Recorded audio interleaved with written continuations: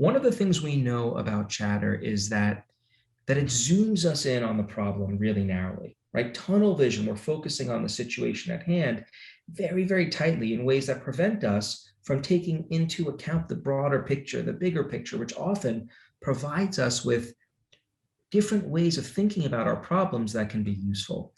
And so one tool for helping us zoom out and think about the problem from a more distant perspective, actually, it relies on language, and it involves trying to coach yourself through a problem using your own name and other non-first person pronouns, words like you.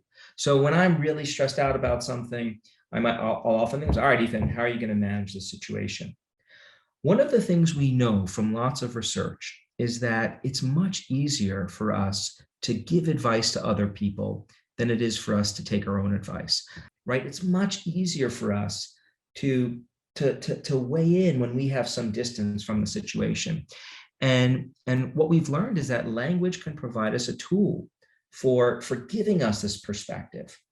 If you think about it, most of the times that we use names and the second person pronoun you, we use those parts of speech when we think about and refer to other people. And so what we find is when you use your own name, it automatically switches you perspective. It turns you into your own coach, if you will, right? It allows you to start giving yourself advice like you would give to your best friend. And I find it quite remarkable, actually, when you stop to think about what you often say to yourself when you're really struggling with a problem, when you're really being hypercritical. And just ask yourself, would you ever say that to your best friend if they came to you for advice about what to do? What makes distant self-talk so useful, we think, based on the data we've collected so far, is in part how quickly it works. So we find that you can see reductions in emotional reactivity within milliseconds.